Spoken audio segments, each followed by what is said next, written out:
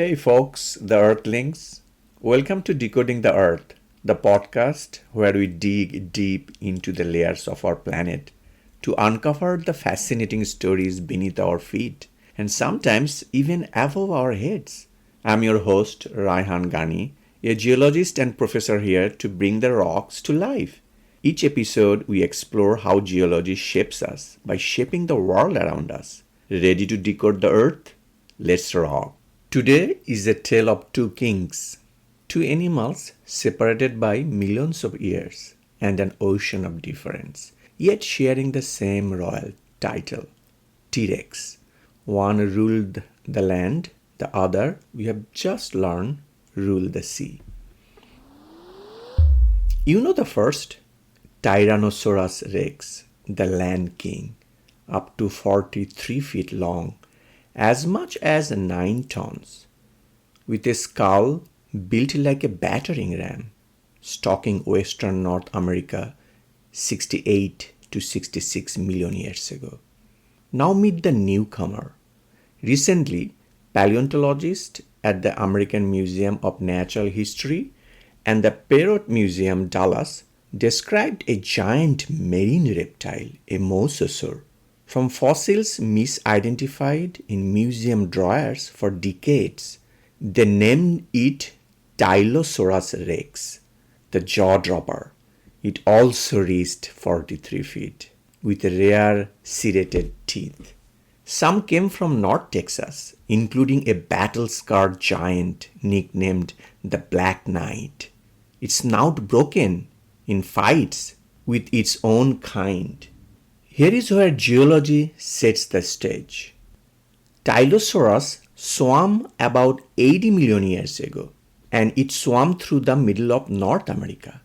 Back then, a warm, shallow ocean, the Western Interior Seaway, split the continent from the Gulf of Mexico to the Arctic. High sea levels and a sinking interior flooded the heartland. The chalky floor of that vanished sea is the very rock that now entombs these monsters across Texas and the Great Plains. One king's territory was dry land, the other's an inland sea. Now the versatility of evolution. Two animals both called T-Rex, surely close cousins? Not at all. Tyrannosaurus was a dinosaur on the branch leading to crocodiles and birds. Tylosaurus was closer to today's monitor lizards and snakes. Their common ancestor was some unremarkable reptile, hundreds of millions of years earlier. From that shared start, evolution took two separate paths and arrived at the same job, giant apex predator. That's convergent evolution. Life solving the same problem twice from different raw material. And habitat did the sculpting, right down to how each king was born.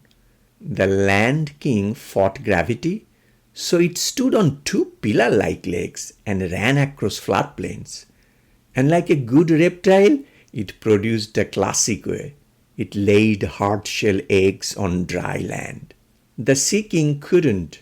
Tylosaurus had threaded legs for 4 prefers, with a streamlined body and a tail flattened into a paddle.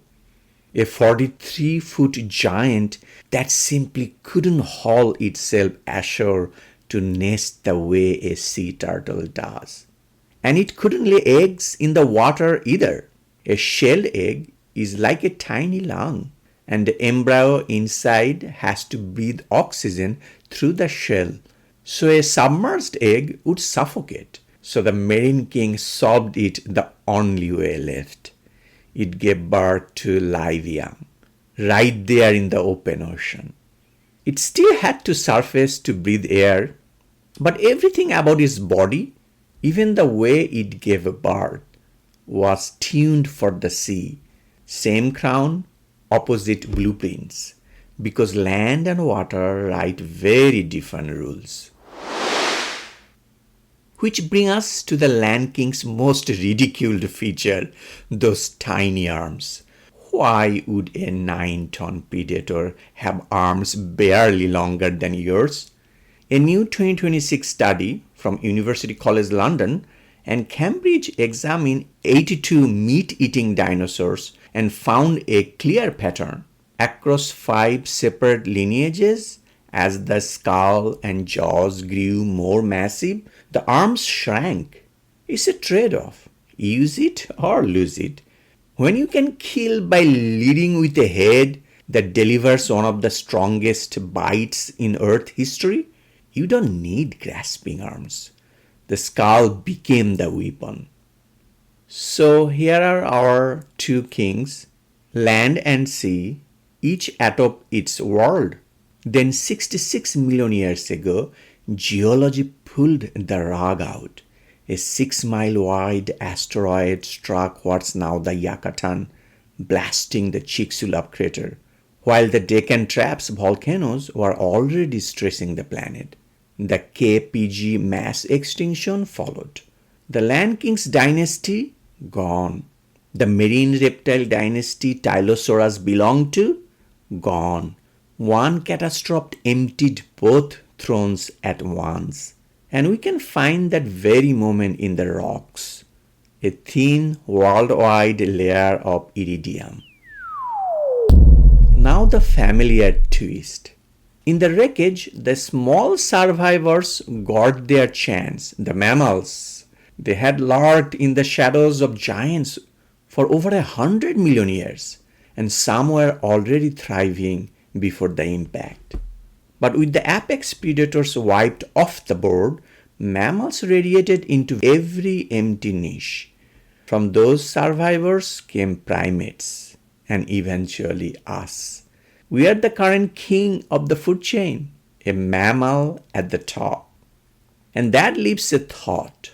Both T-Rexes reigned for millions of years, far longer than we have, and neither saw the end coming. Their reign was not ended by a stronger predator, but by the planet itself, an asteroid and a volcanic spasm, pure geology. Here is our difference. We are the first apex predator that can read the rock record, that can see what happened to the kings before us. The first that could spot an incoming asteroid and try to nudge it aside. The first that can measure how we are changing our own climate.